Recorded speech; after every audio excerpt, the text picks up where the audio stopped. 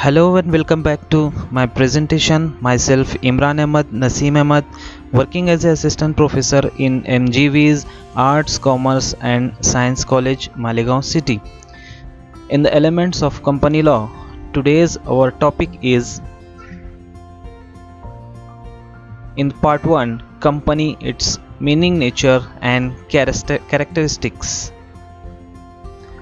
सो इससे पहले के वीडियो में मैंने meaning and definitions of A company ये बता दिया है, तो आप लोग पहले मेरा वो वीडियो देख सकते हैं। तो इसमें भी हम क्या करते हैं कि जल्दी what is the meaning and definition of company under the companies act 2013 वो हम देख लेते हैं। फिर जो आज का हमारा टॉपिक है कैरेक्टरिस्टिक्स ऑफ ए कंपनी वो हम स्टार्ट करेंगे। सो let's start meaning and definition. The word company has been derived from the Latin word made from two words, that is com and panis. The word com in Latin means with or together, and the word panis means in Latin word that is bread. Hence the company means an association of person who took their meal together. Okay, the meaning of company form of a business can be understood as an association of person formed for the purpose of carrying on some business or undertaking.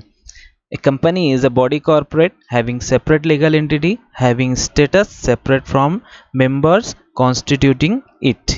तो company क्या है? Company is a separate legal entity जो कि अपने members से separate होती है, जो मेंबर्स इस कंपनी को बनाते हैं उससे भी सेपरेट होती है।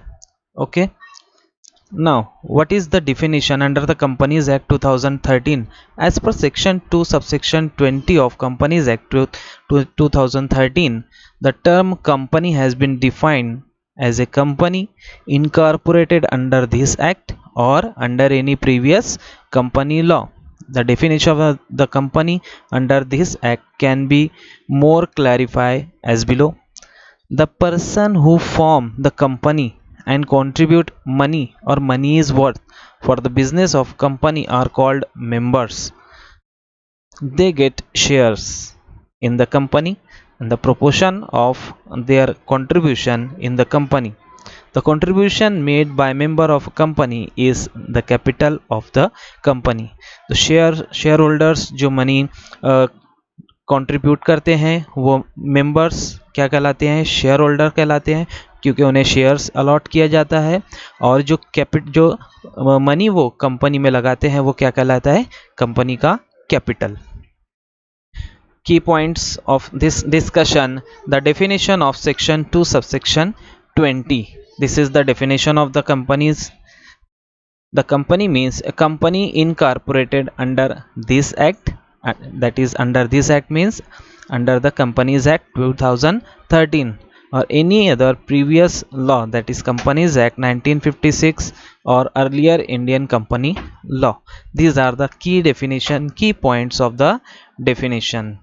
Now let's we start our today's topic, that is the important characteristics of a company. Let's begin. Characteristics of a company. In this first part we will discuss about these 6 characteristics of a company. In 6 characteristics के बारे में हम इस part 1 में हम discussion करने वाले हैं। पहला है incorporated association, second separate legal entity, number third artificial person, fourth has national residence but not citizenship, limited liability, and sixth one is perpetual succession. So let's start one by one. So characteristics of a company. First characteristic, that is incorporated association. Every company must be compulsorily registered or incorporated under the Companies Act 2013. According to section 3, the minimum number of persons required for forming a private company is 2, 7 for public company and 1 for one person company. These persons are also known as the subscribers to the memorandum. So under the Companies Act 2013 Section 3 the minimum number of person required for forming private company बनाने के लिए जो है तो minimum 2 members होने चाहिए and 7 members for public company is required और 1 person company for one member is required for forming a 1 person company. ये persons, these persons are also known as subscribers to the memorandum. Okay, next is separate legal entity. Next characteristics of company is separate legal entity. Company share holders से separate है. Company is a separate and share holders are separate. किस तरीके से ये हम देख लेते हैं. Unlike other form of business, for example partnership firm, association of person etc., the company has an entity separate from its member. Company जो है अपने मेंबर से बिल्कुल ही जुदा होती है, डिफरेंट होती है, अलग होती है, जो इसे बनाते हैं constituting to it. Once a company is incorporated under the law, it bears its own personality, name, property separate from its member. जैसे ही कंपनी बनती है, कंपनी का जो है तो उसकी ओन पर्सनैलिटी होती है, उसका अपना नाम होता है, उसकी प्रॉपर्टी जो है तो सेपरेट होती है उनके मेंबर से. And has a contractual right to sue and be sued. Company के ऊपर केस भी किया जा सकता है और कंपनी खुद भी दूसरों के ऊपर केस कर सकती है as a separate legal entity in the same manner as a natural person. Okay, for example Salomon versus Salomon and company. इस एग्जाम्पल के ज़रिए हम जानने की कोशिश करेंगे कंपनी किस तरीके से सेपरेट लीगल एंटिटी है. Okay, Salomon had a shoe business. Example हम देख लेते हैं. Salomon had shoe business. He sold his business to a company named Salomon and Company Limited and which was formed by him. There were 7 members which included his wife, a daughter and 4 sons who took 1 share each, and Solomon himself took 20,000 shares. Okay, so the price paid by the company to Solomon was rupees 30,000. The company gave him 20,000 fully paid shares of rupees 1 each and 10,000 in debenture instead of paying him cash. तो 20,000 जो है तो fully paid shares company ने दिया और 10,000 debenture की शक्ल में दिया instead of paying him cash. On account of strike in shoe trade में जो है तो क्या हो गया, strike. The company was close down. Company बंद हो गई. The asset of the company were valued 6,000 only. Company की जो असेट थी वो टोटल कितने की सेल हुई, total rupees only 6,000. And debt amounted to rupees 10,000. Debt था 10,000 due to Salomon and secured by debenture and further 7,000 due to unsecured creditors.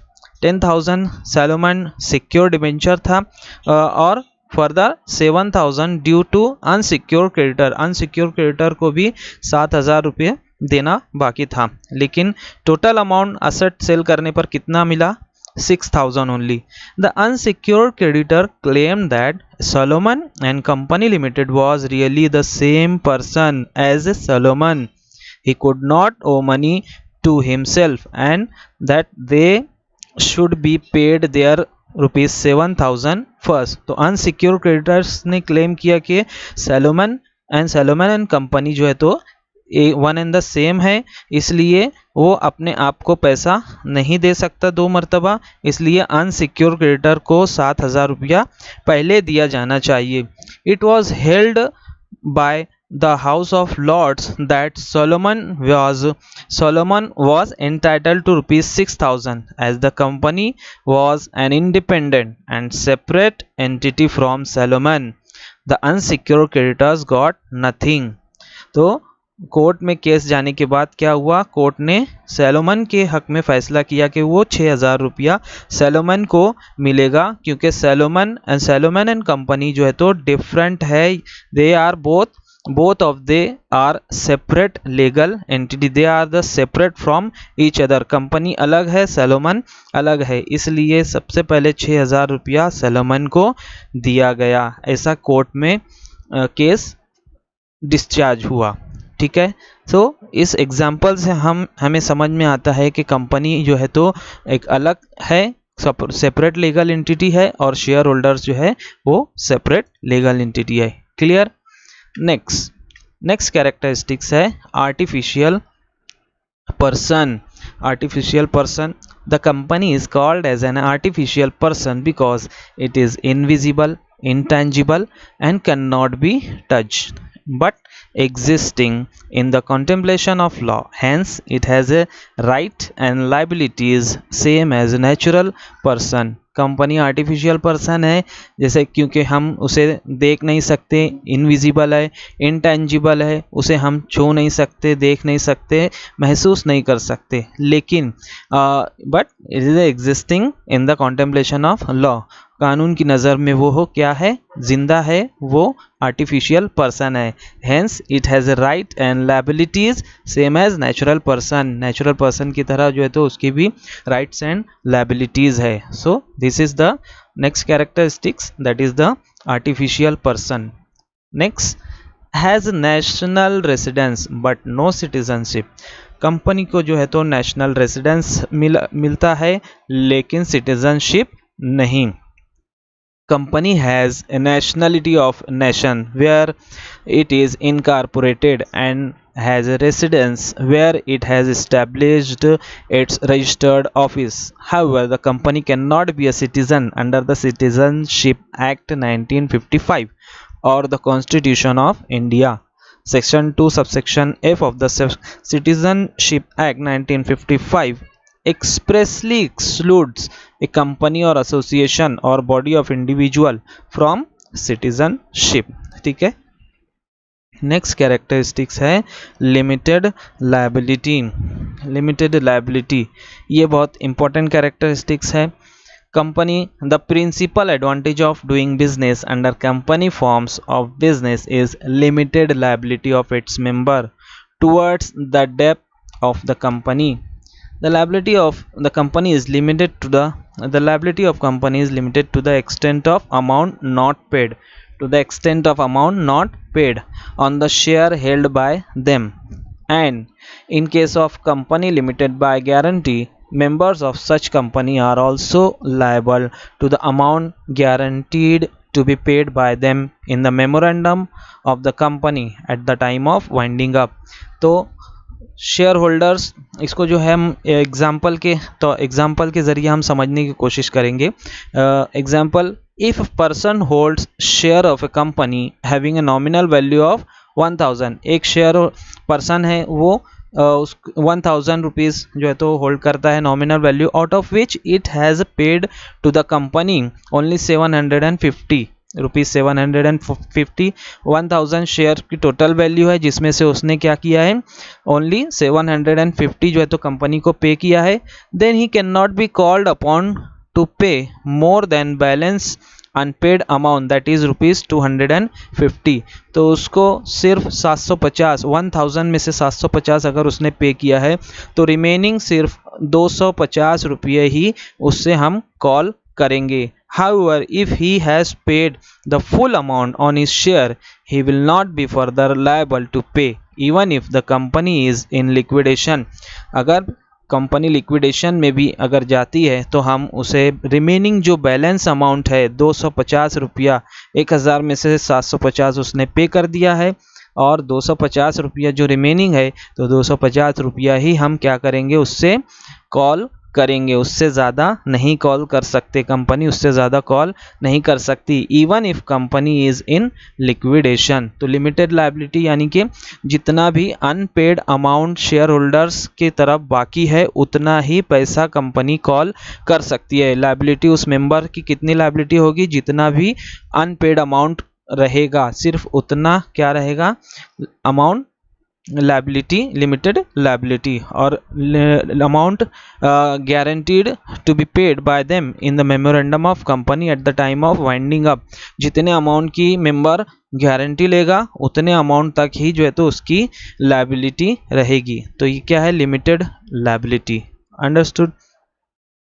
Next है perpetual succession, हमेशा बाकी रहने वाली, कभी ना ख़त्म होने वाली कंपनी। क्या है, हमेशा बाकी रहती है, कंपनी कभी ख़त्म नहीं होती। Perpetual succession means membership and directorship of company keeps changing but does not affect the continuity of the company.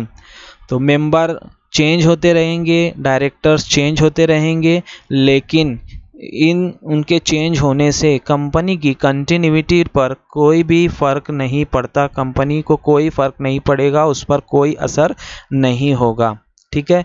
In the word of professor LCB Gower, members may come and go but the company can go on for ever.